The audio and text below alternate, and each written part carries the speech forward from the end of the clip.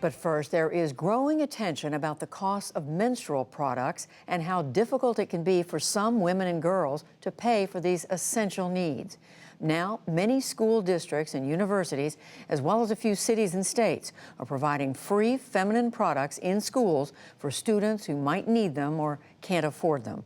For our weekly segment, Making the Grade, special correspondent Kavitha Cardoza, with our partner, Education Week, reports on efforts to end what's been called period poverty.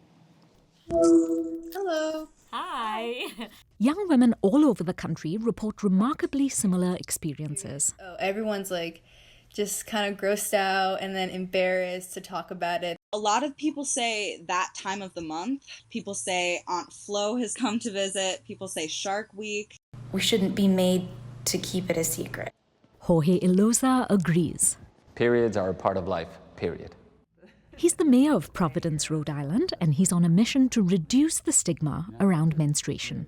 We want all of us to feel comfortable saying the word period, saying the word tampons and pads, and that's a big part of what we're trying to overcome. Were you ever awkward about using the words in public? Probably. Like at first it didn't flow as easily. Now I wear a P for periods pin on my lapel. You better clarify that because people will really think that. No, it's for Providence. Iloza says the shame surrounding menstruation has practical implications. A year ago, the city began looking into why so many of their students were chronically absent, missing 10% of the school year. Ellen Sina, the head of the city's Healthy Communities Initiative, found in many cases it was because girls were on their period.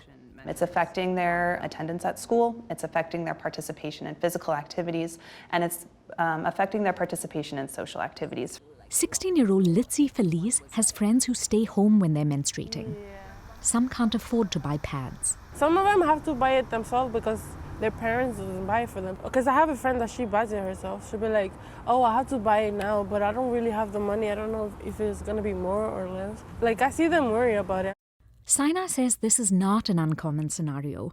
The vast majority of students in Providence schools are low income. They're either finding proxy products, so that would be rolling up toilet paper, for example, or they're not changing their product as often as they should, which is very dangerous to their health. There are usually pads available in the school nurse's office, but advocates say many students are too embarrassed to ask, and not all schools have a nurse. Besides, says Maggie DeSanza from Madison, Wisconsin, they're not ill. People go to the nurse's office when they are sick and when something is wrong with their body or when something is irregular. But having a period is not irregular. Cordelia Longo from Mercer Island, Washington, forgot a pad one day and spent 20 minutes out of class looking for one. Lots of her friends had the same experience. I wanted kids to step back and see that it doesn't just happen in African countries or in other places. It happens at home. Both teens raised money to buy period products for their schools. Soon after, they were able to convince administrators to provide them in most bathrooms for free. Nadia Okamoto founded the organization Period when she was 16. When I heard about period poverty, my first reaction was not, oh, that makes sense, but it was like, are you kidding me? It's donated more than 7 million free pads and tampons. They have 400 chapters in schools and universities in all 50 states. Okamoto says this issue resonates with young people because the stigma around periods is not as ingrained.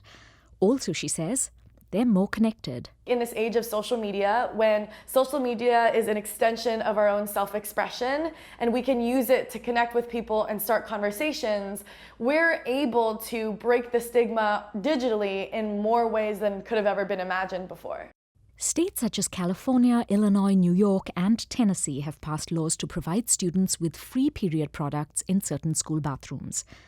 But some principals who didn't want to be identified complain these products are expensive and they aren't getting reimbursed. Some say students take home pads for family members or even sell them, adding to the cost.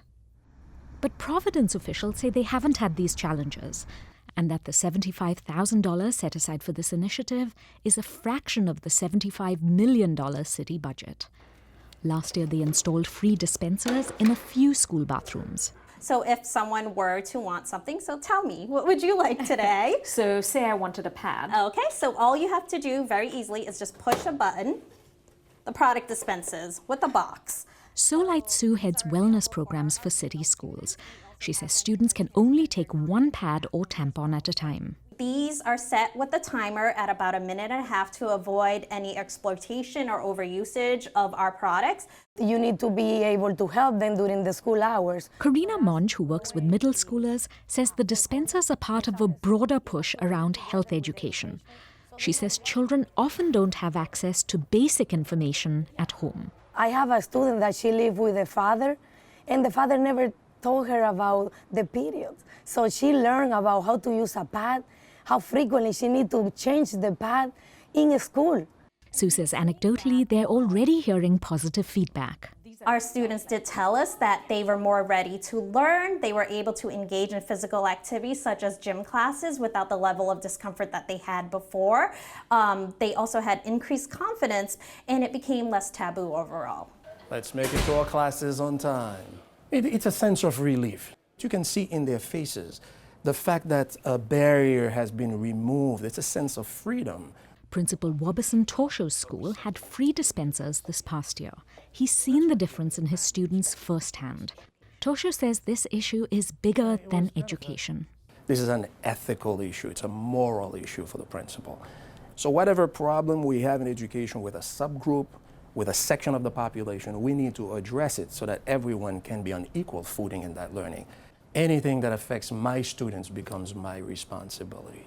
This fall, when schools reopen, there will be 2 dispensers stocked with free products in every middle and high school in the city. For the PBS NewsHour and Education Week, I'm Kavitha Cardoza in Providence, Rhode Island.